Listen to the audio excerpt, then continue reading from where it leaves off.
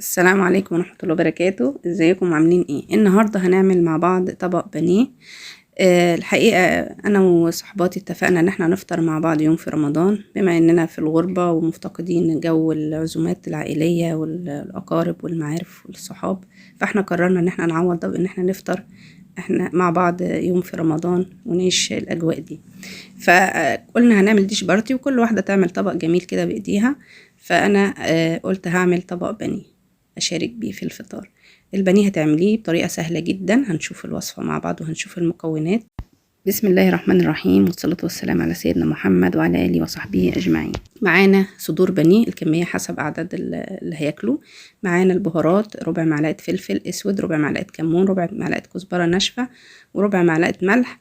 ومعانا بصلة، ربع معلقة ملح أو أكتر شوية، يعني حسب انتي رغبتك برضو في الملح. معانا بصلة، دي اللي هتبقى التتبيلة اللي هنفرمها مع بعض ونحطها على البانيه بتاعنا. البانيه ممكن يتبل من قبل بيوم أو الصبح أو قبلها بساعتين، أو حتى بعمله بقليه على طول مفيش مشكلة.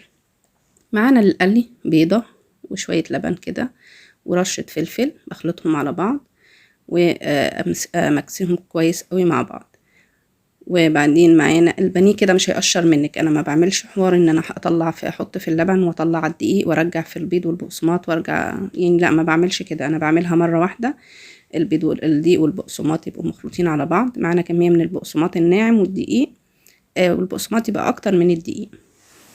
بخلط بقى الكميه على بعض واخد قطعه البانيه احطها في البيض والبقسماط واطلعها، واللبن احطها في اللبن والبيض واطلعها البقسماط، واضغط كويس جدا كده عشان تتغلف كويس وتثبت عليها طبقه البقسماط بالدقيق. طبعا البانيه انتي بتكوني جايباه متقطع جاهز من عند الفرارجي، او بتقطعيه في البيت وتغسليه كويس وتبتدي بقى تمشي على الخطوات دي. مش هيقشر منك، مش هيشرب زيت، مش هيجراله اي حاجه. اهم حاجه الزيت برضو يكون غزير مش قليل، وما يتحرقش مني اثناء التحمير. لو اتحرق منك قطعة بانيه أثناء التحمير لازم تصفي الزيت أو تحطي زيت جديد. ولو انت عاملة كمية بانيه وحسيتي الزيت اغمق لازم تغيريه أو تصفيه وتزوديه. كده هيخلي ده هينجح معاكي البانيه ان لونه يبقى فاتح ويحافظ على لونه الذهبي الجميل ده وما يشربش زيت. طالما الزيت رايق قدامك طول ما انت بتشتغلي، اعرفي ان البانيه هيبقى حلو ومش هيشرب زيت ومش هيغمق منك. كده انا بقلي بقى البانيه في زيت يكون كويس مش قليل. هنشوف شكله بقى بعد ما اتقلى. ده بقى شكله النهائي بعد ما اتقلى.